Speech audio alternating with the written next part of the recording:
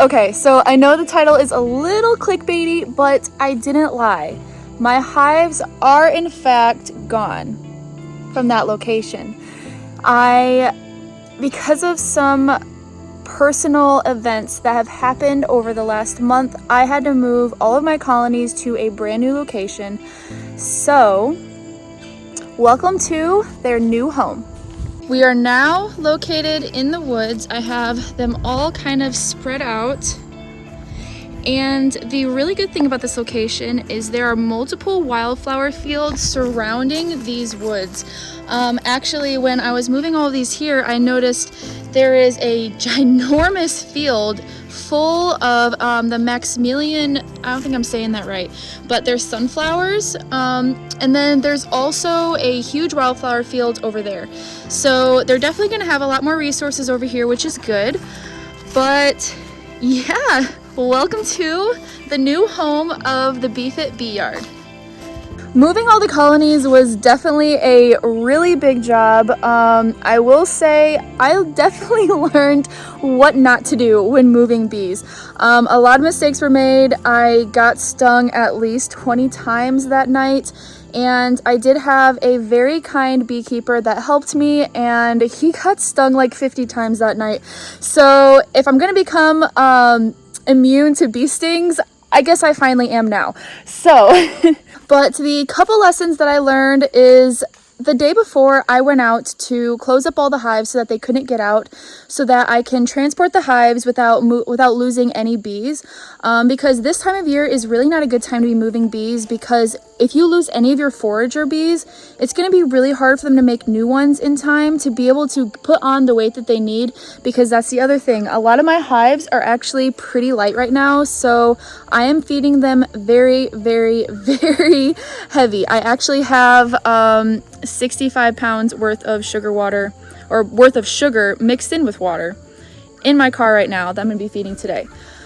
But yeah, so lesson number 1, if you ever move bees, please just go get some like screen or something and staple it down across the entrance of your hive, because they will find a way out. I put my screens all the way down because I do have screens on my colonies. See, as you guys know, I close these up and I put tape across them, but yeah, the bees, they're pretty smart and they're strong, because I came back the next day and yeah, they had gotten out and they were doing their thing.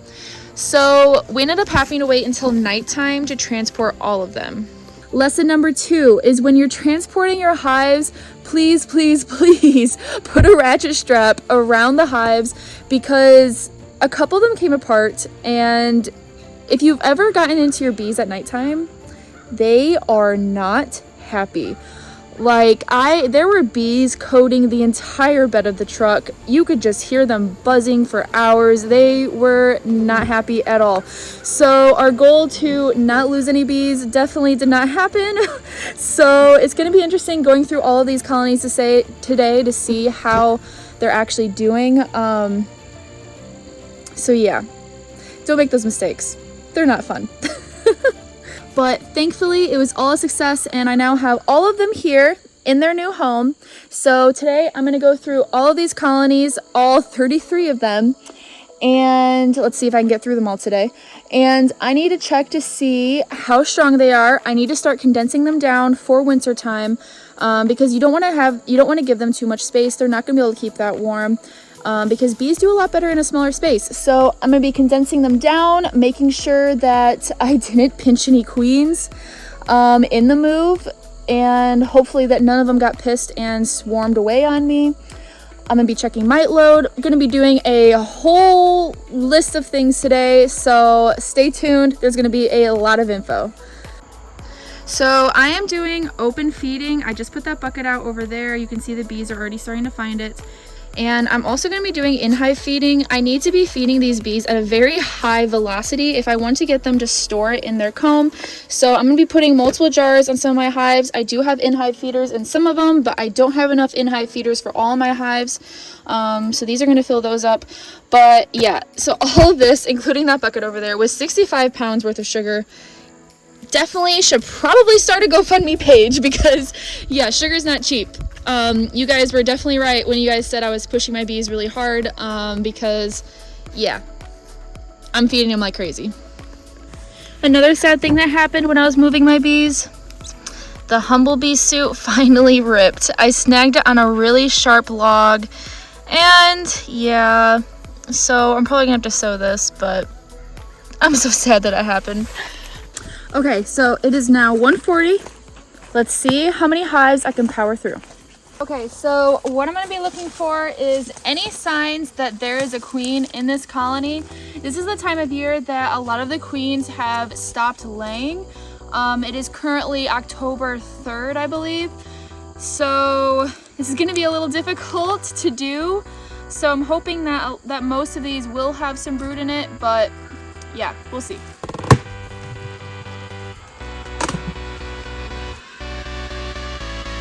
They have that entire top box full and the outer frames of the bottom box full, so looking good.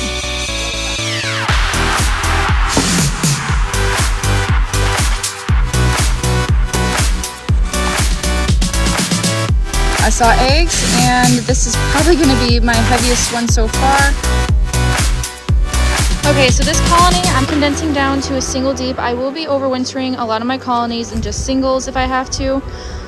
Because they only have 2 of the frames, like I said, this one and this one built out. The rest of these are not built out, so there's no point even trying to get them to do that.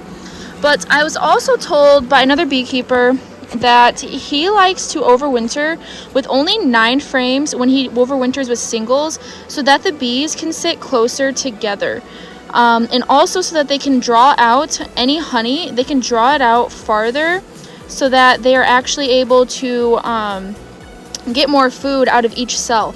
That way, when they're trying to move through the hive, it's just a lot easier for them and they don't have to move as much.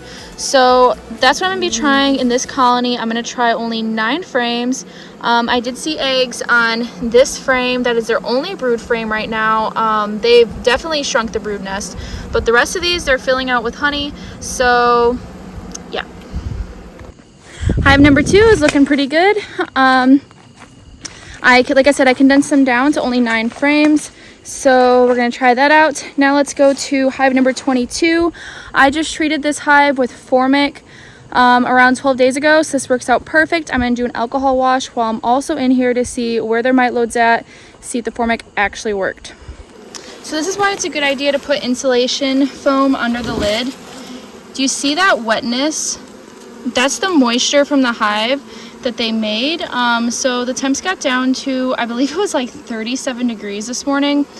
So it's like 74 right now.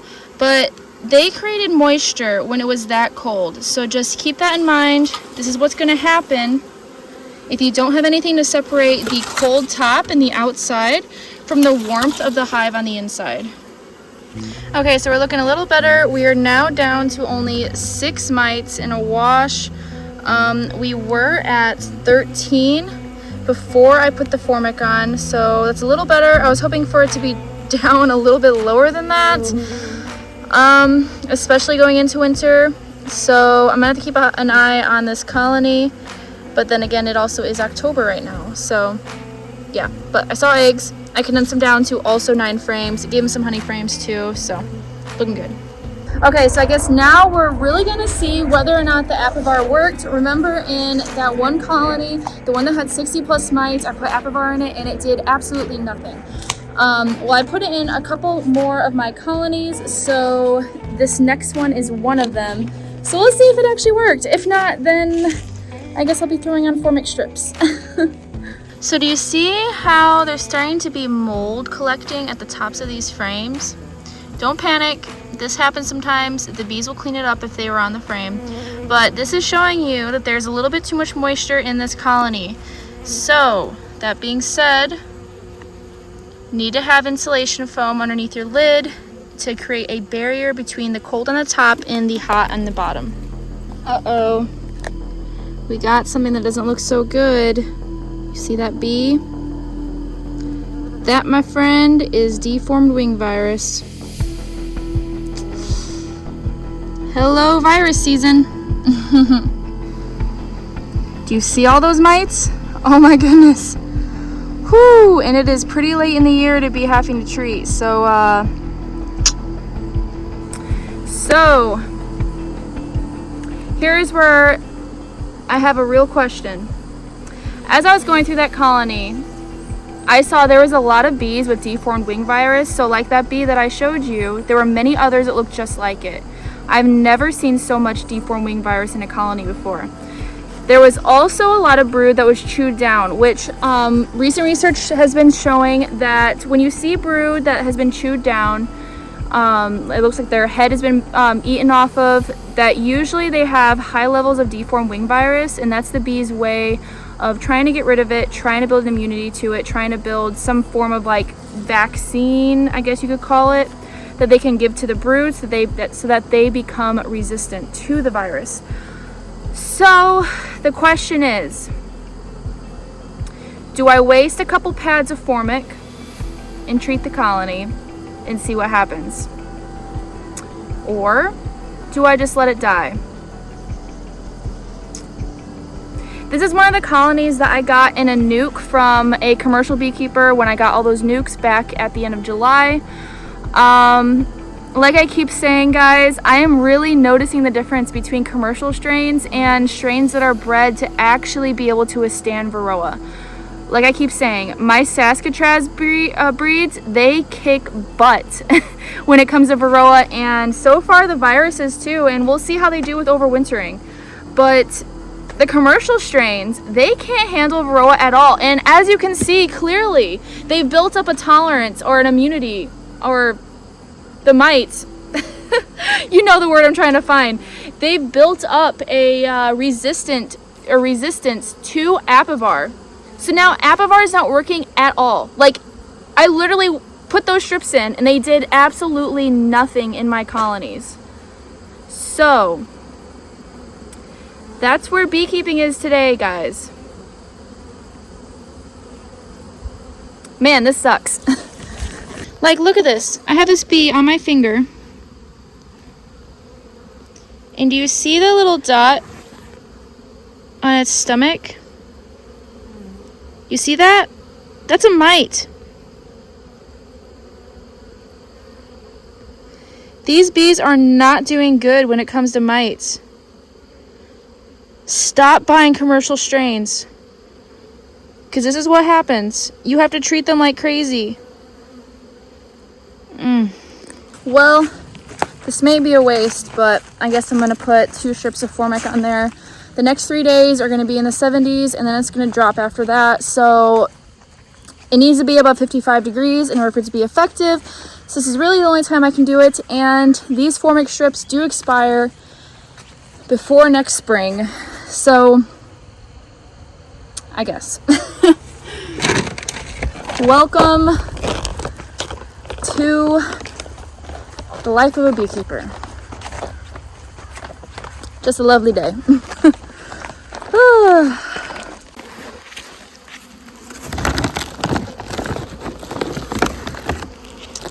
right.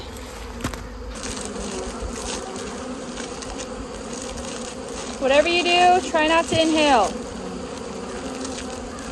Oh. Thing is, when these things get old, they really fall apart. I really question how effective they are.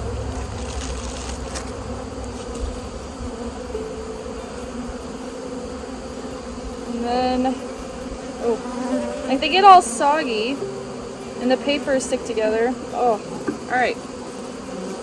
One in the back, one in the front. That's it. No feeding. And don't inhale. Ooh.